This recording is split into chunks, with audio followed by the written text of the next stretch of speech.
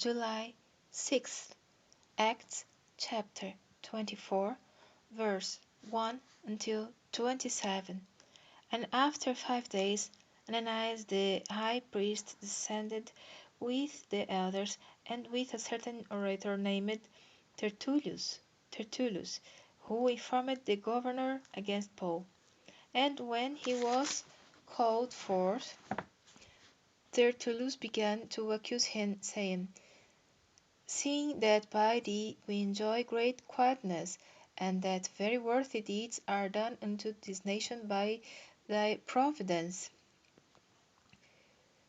we accept it always and in all places, most noble Felix, with all thankfulness, notwithstanding that I be not further tedious unto thee, I pray thee that thou wouldest hear us of thy clemency a few words. For we have found this man a pestilent fellow, and a mover of sedition among all the Jews throughout the world, and a ringleader of the sect of the Nazarenes, who also hath gone about to profane the temple, whom he took, and would have judged according to our law. But the chief captain Lysias came upon us, and with great violence took him away out of our hands, commanding his accusers to come unto thee, by examining of whom thyself mayst take knowledge of all these things whereof we accuse him. And the Jews also assented, saying that these things were so. Then Paul, after that the governor had beckoned unto him to speak, answered, Forasmuch as I know that thou hast been of many years a judge unto this nation, I do the more cheerfully answer for myself, because that thou mayst understand that there were yet but 12 days since I went up to Jerusalem for to worship, and they neither found me in the temple disputing with any man, neither raising up the people, neither in the synagogues nor in the city, neither can they prove the things whereof they now accuse me. But this I confess unto thee, that after the way which they call heresy, so worship I the God of my fathers, leaving all things which are written in the law and in the prophets, and have hope toward God, which they themselves also allow, that there shall be a resurrection of the dead, both of the just and unjust. And therein do I exercise myself, to have always a conscience void of offense toward God and toward men. Now after many years I came to bring alms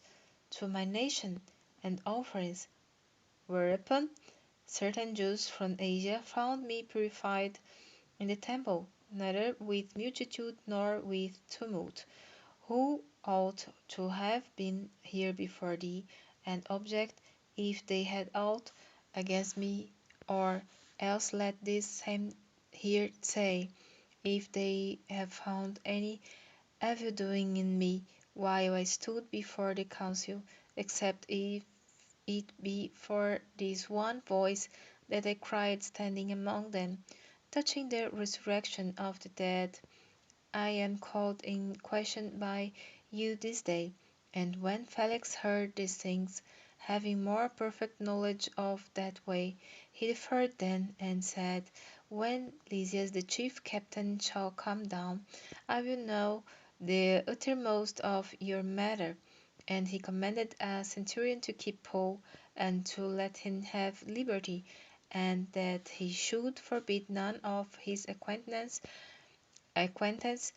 to minister or come unto him. And after certain days, when Felix came with his wife Drusilla, which was a Jewess, he sent for Paul and heard him concerning the faith of in Christ, and as he reasoned of righteousness, temperance, and judgment to come, Felix trembled, and answered, Go thy way for this time. When I have a convenient season, I will call for thee. He hoped also that money should have been given him of Paul, that he might loose him, Wherefore he sent for him the oftener, and communed with him. But after 2 years, Porcius Festus came into Felix's room, and Felix, willing to show the Jews pleasure, left Paul bound.